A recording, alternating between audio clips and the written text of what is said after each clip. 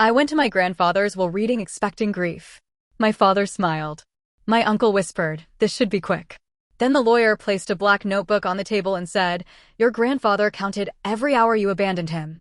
For a second, nobody moved. My father's smile stayed on his face, but it froze there, like his body had not caught up with what his ears had just heard. My uncle turned toward the lawyer slowly. "What does that mean?" he asked. The lawyer did not answer right away. He rested one hand on the notebook and looked at both of them with the kind of calm that made the room feel colder.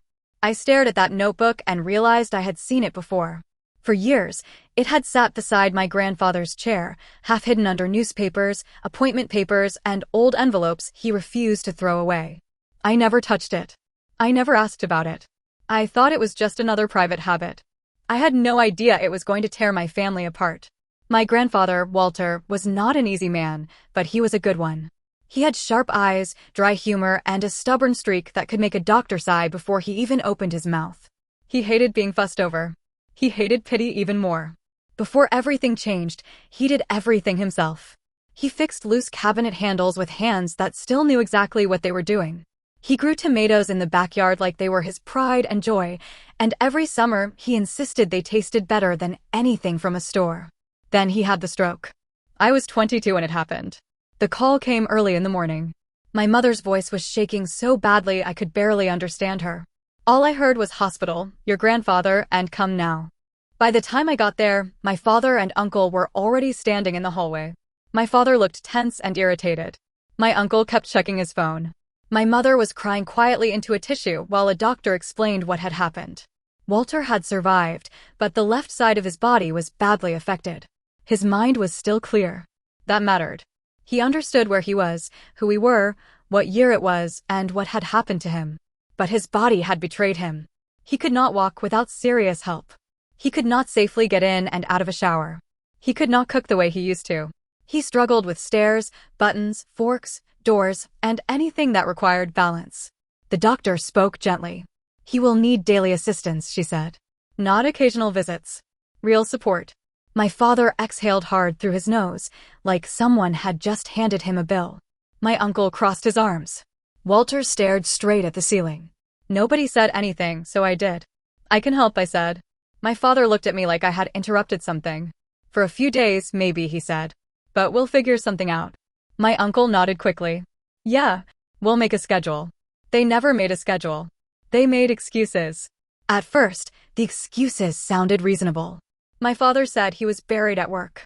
My uncle said things were hectic with the kids. Then the excuses got thinner. Traffic. Headache. Bad timing. Too late. Too early. Forgot. My grandfather had enough money to hire help, so my father and uncle kept saying he should just pay someone. They made it sound practical. But they were not there when Walter shook his head and said, "I don't want strangers treating me like furniture." I tried to tell him trained help was nothing to be ashamed of. He refused. Not angrily at first. Just quietly. Then one night, after I found him sitting on the edge of the bed, unable to pull himself back up, he looked at me with tears in his eyes and said, "I can lose my legs, Ashley. I can lose my pride. But I don't want to lose my home." That broke something in me. So I stayed. I did not plan my life around becoming my grandfather's caregiver. Nobody dreams about that at 22. Nobody looks at their future and thinks they will spend their best years measuring pills, folding medical bills, cooking soft meals, and learning how to lift someone they love without hurting them. But life does not always ask. Sometimes it puts someone in front of you and waits to see what kind of person you become. At first, I told myself it was temporary. A month. Then 3. Then just until he got stronger. Then another year passed. My grandfather's house became my whole world. I learned the sound of his cane tapping before he called my name. I learned which chair hurt his hip and which blanket kept him warm without making him feel trapped. I learned how to pretend I did not notice when he cried after therapy because he hated looking weak. Some mornings were gentle. He would sit by the kitchen window while I made oatmeal, telling stories from when my father and uncle were young. He had a way of making ordinary memories sound important. Other days were hard. There were days he snapped at me because he was angry at his own body. There were days I snapped back because I was exhausted and lonely. There were nights I sat on the edge of the bathtub with both hands over my mouth so he would not hear me crying. I missed birthdays. I missed weekend trips. I stopped answering friends because I did not know how to explain that I was tired in a way sleep could not fix. My father and uncle visited just enough to pretend they were involved. My father would step inside, glance around, and say, "Place looks good." My uncle would pat Walter's shoulder and say, "Still hanging in there?" Walter would smile politely. Then they would leave. After every visit, my grandfather was quieter. He would sit in his chair, staring toward the window, pretending to watch birds. One evening after my father left, I found Walter gripping the armrest so tightly his knuckles had gone pale. "You okay?" I asked. He nodded. I knew he was lying. I made tea and set it beside him. He did not touch it. Finally, he said, "Your father used to sit on that carpet with toy cars. He lined them up by color and got mad if anyone moved them." I smiled a little. That sounds like him. Walter's mouth twitched, but it was not a smile. "Your uncle used to climb into my lap before I even took my shoes off," he said. They both ran to the door when I came home. I stood there, holding the spoon, not knowing what to say. He looked at me. Somewhere along the way, he said, they stopped seeing me as their father. I whispered, "Grandpa." He shook his head. "No, don't soften it for me." So I didn't. That was one thing Walter always respected. He hated lies dressed up as kindness. For 4 years, I watched my father and uncle reveal themselves. Not through one dramatic betrayal, but through absence. Through unanswered calls. Through broken promises. Through quiet neglect. They did not throw Walter out.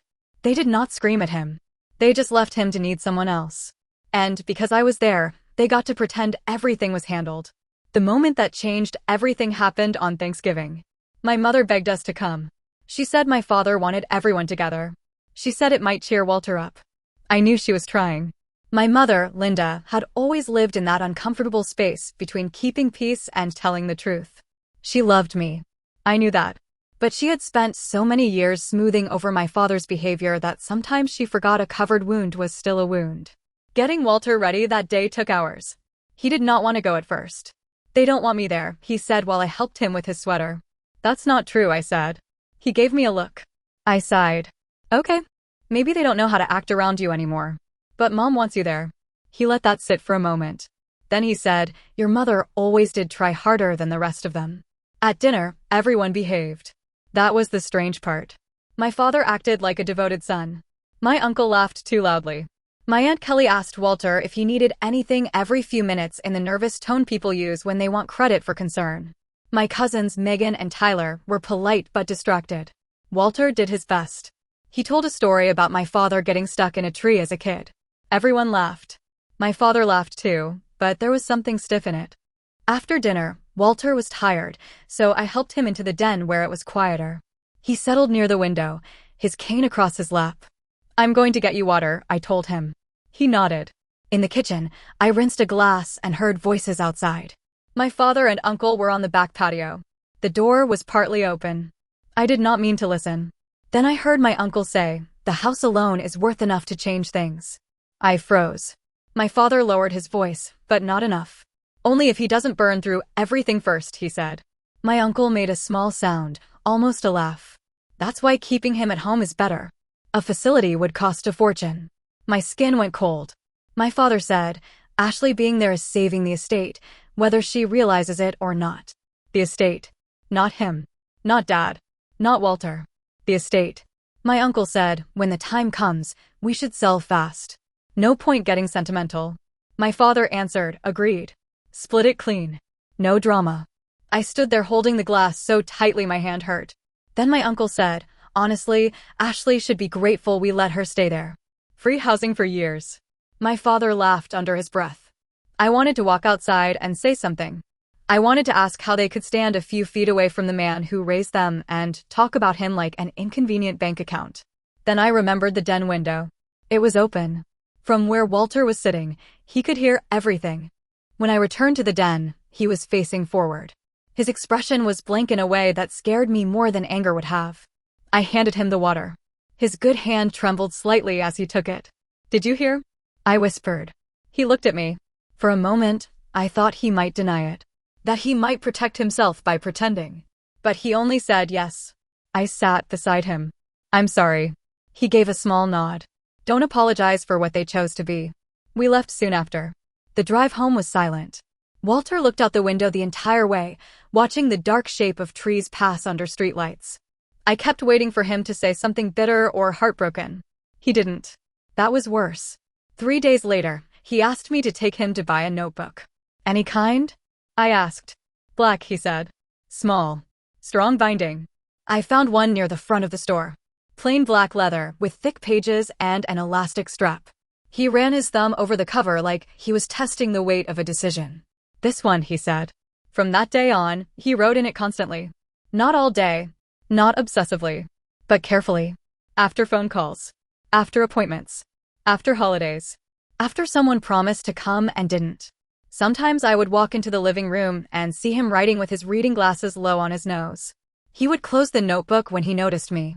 At first, I thought it was private journaling. Maybe he was writing memories. Maybe he was tracking pain levels, expenses, or medication. Once, I teased him lightly. Should I be worried you're writing a secret novel? He looked up. It's a record, he said. Of what? He tapped the notebook once. Of reality. I laughed because I thought he was being dramatic. He did not laugh. After that, I stopped asking. The notebook became part of the house. Like the ticking clock in the hall. Like the old framed pictures on the wall. Like the smell of coffee every morning and chamomile tea every night. There were little moments that now feel heavier. Like the night my father promised to come by for Walter's birthday and never showed up. My mother called twice, apologizing, saying something came up. Walter told her it was fine, thanked her for the cake, and hung up. Then he opened the notebook, wrote one line, closed it, and asked me if I wanted to watch an old movie. Or the winter my uncle said he would fix a loose handrail near the back door. He never came. I ended up hiring someone because Walter nearly slipped. The repair was simple. The kind of thing a son could have done in 20 minutes. That night, Walter wrote in the notebook for nearly 10 minutes. Another time, my father called after months of silence and spoke for less than 4 minutes. When he hung up, Walter looked at the phone and said, he asked about the house before he asked about my health. Then he opened the notebook. Life became a pattern of care and disappointment. I took him to appointments. I helped him shave when his hand shook. I learned how to read his face when pain hit before he admitted it. I learned that pride did not disappear when the body got weaker. It only became harder to carry. Walter was not helpless. He made decisions. He paid bills. He argued with doctors. He remembered birthdays, account numbers, old stories, and every promise people broke. His body had changed, but his mind was clear. That fact would matter later. About 6 months before he died, he asked me to drive him to his lawyer's office. I thought it was routine paperwork. Walter had always been organized about that stuff. Do you want me to come in? I asked when we parked. No, he said. I nodded. Okay, I'll wait here. He looked at me for a moment. Then he said, you've done enough waiting for everyone. I did not understand what he meant. I smiled because I thought he was being sentimental. He was inside for almost 2 hours. When he came back out, he looked tired but settled. Everything okay? I asked. He stared through the windshield. Yes, he said. Everything is finally in order. 2 weeks after that, 2 people came to the house. One was Helen, his doctor. The other was Patricia, someone I had never met before. Walter told me to make coffee and stay in the kitchen. They're here for me, he said. Not you. I thought it was a medical review. Maybe something for insurance. Maybe something his lawyer needed. They asked him questions for a long time. Dates. Names. Current events. Financial decisions. Family relationships. Whether anyone was pressuring him. Whether he understood his assets. Whether he understood what he was signing. I heard pieces from the kitchen, but I did not listen closely. I had learned to give him privacy where I could. When they left, Walter was sitting in his chair with the black notebook beside him. He looked tired. I said, everything okay? He looked at the notebook. Then at me. One day, he said, you may be angry with me. I frowned. Why would I be angry with you? Because sometimes justice leaves a mess for the innocent. I thought he was talking about old regrets. Now I know he was warning me. Walter died in February. It was not dramatic. It was quiet, slow, and unfair. He had been admitted after a sudden decline. I stayed with him in the hospital because I knew he hated waking up alone. My mother came when she could. My father said he would come after he handled something. My uncle said he was on his way. They were not there when it happened. I was. I held Walter's hand and told him he could rest. I told him I loved him. I told him the house was safe. His eyes opened once, barely. He looked at me like he wanted to say something but could not. Then he was gone. My father arrived almost an hour later. My uncle came shortly after. My mother cried so hard she had to sit down. My father looked at the bed, then at the floor, then asked, "Who do we talk to about the next steps?" My uncle said, "We need to make sure the paperwork is handled quickly." I stood there numb, with Walter's warmth still fading from my hand. And I realized they had already moved on to the estate. The will reading happened 1 week after the funeral. I almost did not go. I was so tired by then that even getting dressed felt like climbing a hill. My body had survived 4 years of caregiving, but grief did something different. It made everything heavy. Brushing my hair, finding shoes, answering messages, breathing in a house that suddenly had no voice calling from the living room. My mother begged me to go. "You should be there," she said gently. "I don't care about the money," I told her. "I know. I just want this over." She was quiet for a moment. Then she said, "Your grandfather would want you there." So I went. The lawyer's office was too clean. Glass walls, smooth table, quiet carpet. The kind of place where grief felt out of place. My father and uncle were already seated when I arrived. My father looked at me briefly, then away. My uncle did not even pretend to greet me. They looked confident. Not sad. Confident. My uncle leaned toward my father and whispered, "This should be quick." That was when Raymond, the lawyer, walked in. He carried a folder under one arm and the black leather notebook in his hand. My chest tightened. I recognized it immediately. Raymond sat down. He placed the folder in front of him. Then he placed the notebook in the center of the table. My father noticed it. "What's that?" he asked. Raymond looked at him. "Your father requested that this be present." My uncle gave a short laugh. "For what?" "Sentimental value." Raymond did not smile. "No." The room changed then. The first crack in their confidence showed. Raymond opened the folder. "We are here to review Walter's final estate documents," he said. Before we discussed distribution, he instructed me to read a statement. My father shifted in his chair. "A statement?" "Yes." Raymond opened the notebook to the first page. Walter's handwriting covered it in neat, steady lines. I felt my throat close. For years, I had seen that handwriting on grocery lists, appointment notes, birthday cards, and labels on jars in the garage. Seeing it prepared for a moment he knew he would not be alive to face made my stomach twist. Raymond began reading. "To my sons. For the last years of my life, I lived with a body that failed me and a mind that did not. I watched carefully. I listened more than you realized. I learned that love is not proven by blood, speeches, holidays, or inheritance expectations. Love is proven by presence." My father's face tightened. My uncle sat forward. Raymond continued. "You treated my remaining life like a waiting room. You spoke of my home before my health. You counted what you believed you would receive while someone else counted my pills, lifted my body, drove me to appointments, and sat beside me when I was afraid." I looked down. My eyes were already burning. "I have chosen to divide my estate according to the same standard you used with me. Not sentiment. Not title. Not entitlement. Record." My uncle's chair creaked. "What is this?" he said. Raymond looked up calmly. "Your father kept a record." My father let out a tense laugh. "A record of what?" Raymond touched the notebook. "Time. Visits. Calls. Assistance. Broken promises." My uncle scoffed. "That's ridiculous." Raymond turned a page. Walter referred to it as his family investment log. The phrase landed like a dropped stone. My father's jaw flexed. Raymond continued, his tone even. "A phone call made to check on his health was assigned 1 point. An in-person visit was assigned 5 points. Meaningful assistance, including transportation, household help, medical support, or staying with him during difficult periods, was assigned 10 points or more depending on duration. A promised visit that was canceled without notice resulted in a deduction." My uncle stood halfway. "You cannot be serious." Raymond did not flinch. "I am reading your father's instructions." My father pointed at the notebook.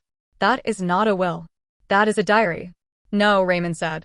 "The will is in this folder. The notebook supports the distribution method your father chose and documented." I could barely breathe. I whispered, "I didn't know about this." No one looked at me except Raymond. His expression softened for 1 second. Then he continued. "Walter's estate is to be distributed by percentage based on the final point totals recorded in the family investment log, excluding any person whose total is negative." My uncle laughed once, sharp and ugly. "Fine," he said. "Read the numbers." Raymond did. Kenneth finished with a negative balance. My uncle's face went red. That's impossible. Raymond turned one page. Multiple missed commitments. Long periods without contact. Promises to visit that were not fulfilled. My uncle slapped his palm on the table. I had responsibilities. Raymond looked at him. Your father noted that. That made the room go silent. Then Raymond looked at my father. Brian finished with 15 points. My father blinked. 15. 3 brief holiday visits over the recorded period, Raymond said. No sustained assistance. My father stared at him like he had spoken another language. Then Raymond looked at me. I wanted to disappear. Ashley finished with 6,800 points. My father turned to me. The look on his face changed my life. It was not shock. It was betrayal. As if I had done something to him. Raymond opened the formal document. Based on the distribution formula, Kenneth receives no portion of the estate. Brian receives 0.2%, paid as a cash amount of approximately $2,400. Ashley receives the remainder of the estate, including the house, accounts, and investments. Nobody spoke. For one strange second, I heard the air conditioner humming above us. Then my father stood so fast his chair hit the wall behind him. You planned this, he said. I shook my head. No. His voice rose. You planned this. I didn't know. My uncle turned on Raymond. This is manipulation.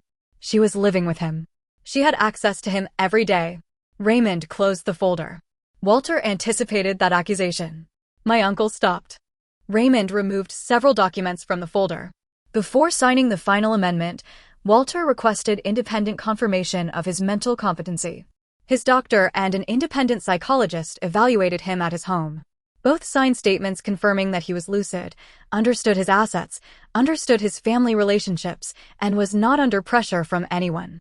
My father's eyes flicked toward me. I could see him searching for another way to blame me. I tried to speak. Dad, I swear I didn't. Do not call me that, he snapped. The words hit harder than I expected. My mother was not there. I was grateful for that. I do not know what it would have done to her to hear him say it. My uncle pointed at me. You sat in that house all those years playing the saint. I stood slowly, but my legs were shaking. I was there because he needed someone. My father laughed, but there was no humor in it. No. You were there because you knew. I didn't. You expect me to believe that? I looked at him, really looked at him, and something inside me finally cracked. You were close enough to help, I said. For 4 years. You could have come. You could have called. You could have fixed the railing he nearly fell from. You could have sat with him through one appointment. You could have done anything. His face hardened. I said, but you didn't. For the first time, he had no answer. My uncle did. We'll contest it, he said. We'll drag this out for years. Raymond nodded once, like he had expected it. You have that right. My father leaned across the table. You are not getting away with this, he said to me. My voice came out small. I didn't do anything. He looked at me like I was a stranger. You took what belonged to his sons. That was the moment I understood. He did not see the years I gave. He did not see the appointments, the fear, the exhaustion, or the love. He saw money. And in his mind, I had stolen it. They contested the will 2 weeks later. My uncle pushed hardest, but my father followed right behind him. They claimed Walter had been confused. They claimed I had isolated him. They claimed I had influenced him. They claimed the notebook was proof of obsession instead of proof of memory. Reading the legal papers made me feel sick. It was strange seeing my life described by people who had not been there. They made me sound calculating. They made Walter sound helpless. They made 4 years of caregiving sound like a scheme. My mother called me from blocked numbers during her lunch breaks. The first time, she was crying before I even said hello. Ashley, she whispered. I'm so sorry. Mom? I can't talk long. My chest tightened. Are you okay? No, she said. But I know you didn't do what they're saying. I closed my eyes. I had not realized how badly I needed to hear that. She said, your father is angry. He's not thinking clearly. He told me not to call him Dad. She went quiet. Then she said, I know. That hurt almost as much as hearing it the first time. I asked, did he tell you that? He tells everyone too much right now. For weeks, my life became paperwork, calls, and silence. My cousin sent messages I stopped opening. Kelly sent one long text saying she hoped I understood how painful this was for everyone. I stared at that line for a long time. Painful for everyone. I wondered if she had ever written that to my grandfather when her husband skipped another visit. I did not answer. The house felt different after Walter was gone. During the day, I kept busy cleaning rooms that were already clean. I sorted medical supplies. I donated unopened items. I washed blankets. I found receipts tucked into drawers and old birthday cards stacked in a box. At night, the quiet pressed against me. Sometimes I would walk into the living room and expect him to be there, sitting in his chair with a blanket over his knees. The black notebook stayed on the coffee table. I hated looking at it. I also could not put it away. Part of me felt grateful. Part of me felt angry. Part of me felt like Walter had protected me. Another part felt like he had handed me a beautiful house with a storm locked inside it. The hearing happened a few months later. I sat beside Raymond while my father and uncle sat across the room. My father did not look at me once. My uncle looked at me too much. Their attorney argued that Walter had not been capable of understanding the consequences of his decision. He said the point system was unusual. He said it punished natural errors. He said it showed emotional instability. Raymond stood and answered calmly. Then he presented the evaluations. Helen's statement. Patricia's statement. Dates. Signatures. Notes. Questions Walter answered correctly. Confirmation that no one had pressured him. Confirmation that he understood exactly who would be affected by the decision. That line made my stomach drop. He understood exactly who would be affected. The judge read quietly for several minutes. Nobody moved. Finally, the judge looked up and said the documents showed Walter had legal capacity when he made the amendment. The will would stand. Just like that, it was over. My uncle looked stunned. My father looked destroyed. I thought I would feel relief. Instead, I felt hollow. Outside the courtroom, my uncle walked past me without a word. My father stopped. For a second, I thought maybe he would say something human. Maybe grief had finally broken through the anger. Maybe he would remember I was his daughter before I was a number in a legal fight. But he only said, "I hope it was worth it." I answered before I could stop myself. He was worth it. His face twitched. Then he left. After the ruling, the estate settled quickly. That sounds clean, but nothing about it felt clean. The house became mine. The accounts transferred. The legal letters stopped coming. My father and uncle were finished fighting because there was nothing left to fight. On paper, I won.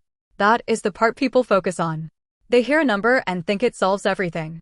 They think money arrives and grief becomes easier. They think a paid-off house means peace. They think justice feels like standing in sunlight with your hands clean. It does not. Justice can feel like sitting alone in the living room of someone you loved, surrounded by everything they left behind, wondering why being right still hurts. I paid my debts. I fixed the broken railing. I replaced the hospital bed with a small reading couch because I could not keep waking up and seeing it there.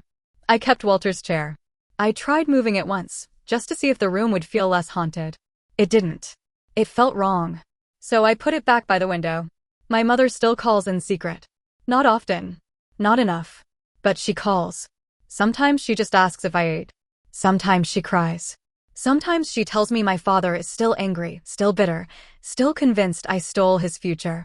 Once she said, "He misses you." I almost laughed. Not because it was funny. Because if he missed me, he had a strange way of showing it. I said, "He knows my number." My mother did not answer. I felt bad after that.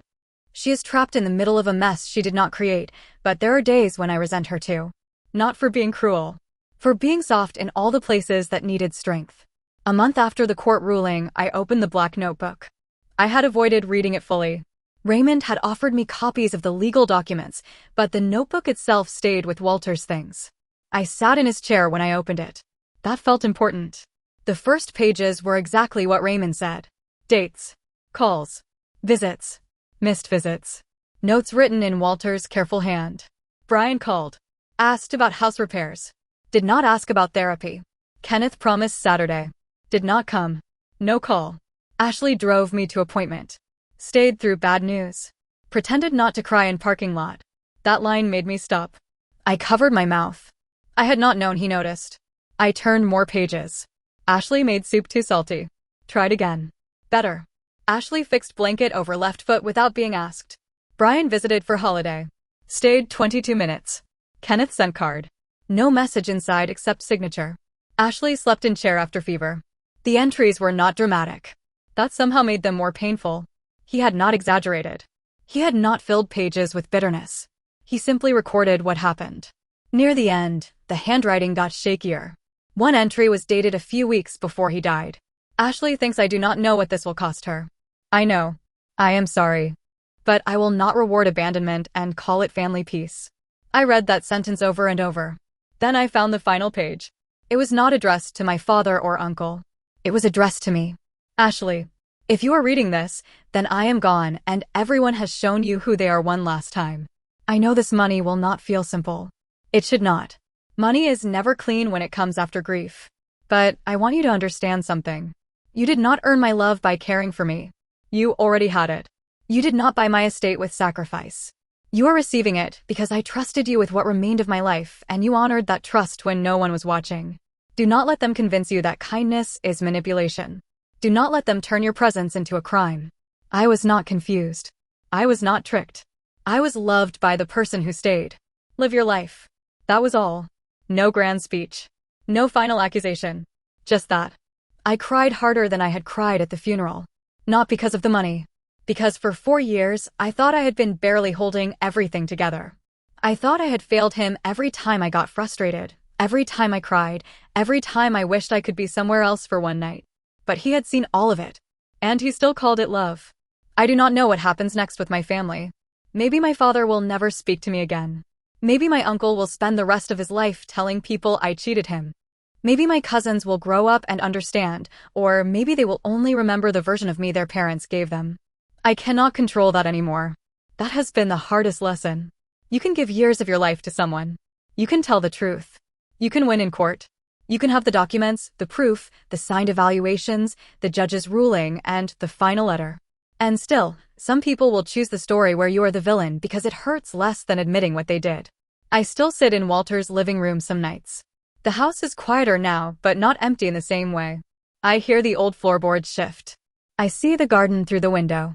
The tomatoes are growing again because I planted them myself, even though I had no idea what I was doing. The first one ripened last week. It was small and ugly and probably not impressive to anyone else. I picked it, washed it, sliced it, and put it on a plate with a little salt. Then I sat in his chair and ate it while the sun went down. For the first time since the will reading, I did not feel like I was sitting inside a battlefield. I felt like I was home. Maybe Walter's point system was cold. Maybe it was cruel. Maybe it was the only language my father and uncle understood. I still do not know. All I know is that my grandfather spent his final years watching who came through the door and who only waited outside for the house to be empty. And when the time came, he gave everyone exactly what they had invested.